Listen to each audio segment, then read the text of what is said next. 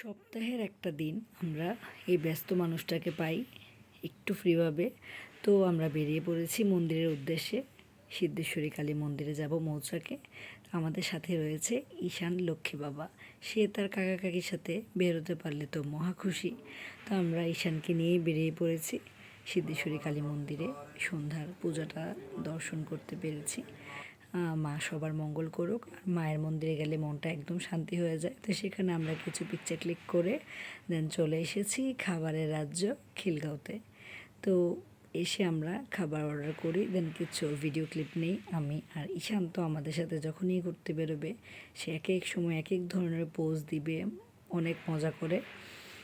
আমাদেরও আসলে ওরে ছাড়া কোথাও বের হলেও ভালো লাগে না। তো এখানে আমি কিছু ভিডিও ক্লিপ নিয়ে নিয়েছি খাবার অর্ডার করার পরে।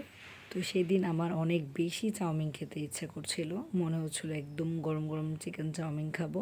দেন আমরা চিকেন চাউমিন অর্ডার করে ফেলি, চিকেন পপকর্ন অর্ডার করি ঈশানের জন্য। তো আমরা সবাই একসাথে খেয়েছি আর সাথে ছিল পিৎজা। তো খাবার দাবার অনেক মজার ছিল। খাবার দাবার শেষ করে আমরা আবার বাসার উদ্দেশ্যে চলে এসেছি। আমরা এদিকে কিছু পিকচার ক্লিক করেছি, ভালো লেগেছে আসলে। একটু বেরোতে পারলে ভালোই লাগে আসলে। ঢাকা শহরে বন্দি জীবন কি বলবো। তো সপ্তাহে একটা দিন একটু ভালোভাবে ঘোরাফেরা করে আমরা চলে এসেছি। আর কি বলবো, এই যে বাচ্চাটার কি ভাব দেখেন, কি পিকচার ক্লিক করলো। সব কিছু মিলে আমাদের অনেক ভালো ছিল। ঘোরাঘুরি শেষ করে আমরা বাসায় চলে আসছি। তো আজকে এই পর্যন্তই। ভালো লাগলে লাইক অ্যান্ড কমেন্ট করবেন, পাশেই থাকবেন, সাপোর্ট করবেন এভাবেই। টাটা।